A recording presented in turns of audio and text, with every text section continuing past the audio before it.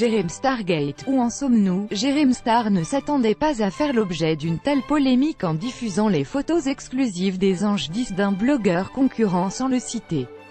Le blogueur a très vite fait l'objet d'un Jérém Stargate après avoir été accusé par son concurrent d'entretenir une amitié avec Pascal Cardona qui l'accusait de viol sur mineur, corruption de mineur ou encore agression UL. Depuis l'éclatement de cette affaire et la prise de parole de Jérém Star via un communiqué posté sur les réseaux sociaux dans lequel il se désolidarise de son ami. Que s'est-il passé? Ce mardi 20 février, Pascal Cardona, alias Babybel, le principal mis en cause, a porté plainte pour tentative de, comme nous l'apprenait l'AFP. Les faits remonteraient au 20 janvier dernier. Alors qu'il rentrait chez lui, à Nîmes, le journaliste a aperçu 4 individus dans sa propriété, a raconté une source proche de l'enquête à l'AFP. Son avocat, Christophe Dubourg, raconte que 2 résidents sont intervenus et ont fait partir les 4 hommes en appelant la police. Babybel a reconnu un individu qui a porté plainte contre lui pour atteinte sexuelle.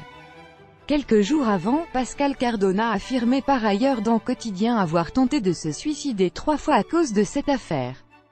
Tout le monde a apporté son jugement. Twitter est devenu un tribunal public où des gens sans aucune légitimité se sont exprimés. C'était un cauchemar.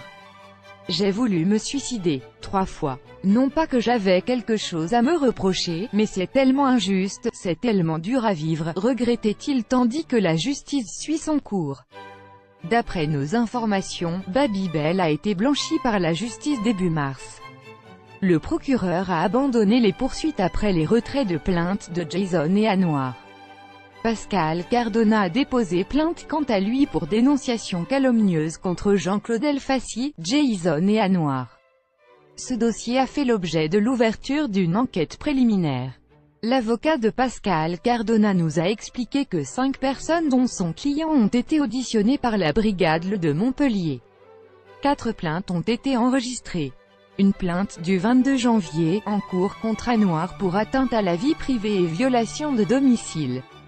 Une deuxième plainte, toujours en cours, a été déposée le 24 janvier 2018 contre Akabab et également contre Anouar pour atteinte vie privée, violation de domicile, injure publique, diffamation publique, mise en danger de la vie d'autrui et provocation au suicide. Une autre plainte a été déposée le 24 janvier 2018 contre Jean-Claude Elfassi pour injure publique, diffamation publique. Anouar a été entendu pendant 5 heures il y a 3 semaines. De son côté, Jérém Star, qui campait le rôle de chroniqueur pour Thierry Ardisson dans Salut les Terriens, a cessé d'apparaître à la télévision depuis le Jérém Stargate. Son compte Instagram est toujours ouvert bien qu'il ait décidé d'enlever les commentaires sur ses publications et ne poste plus rien. Il a également disparu de Snapchat. Son ami Emma Cup confiait néanmoins il y a quelques jours que son ami allait bientôt revenir sur les devants de la scène. Il s'exprimera bientôt, il va revenir. Je n'en dirai pas plus car c'est à lui de s'exprimer sur tout ça, confiait la youtubeuse au Figaro.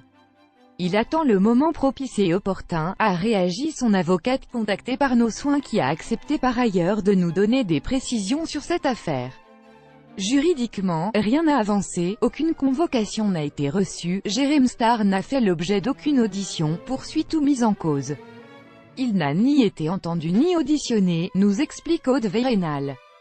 Commentez, partagez cet article sur le même sujet.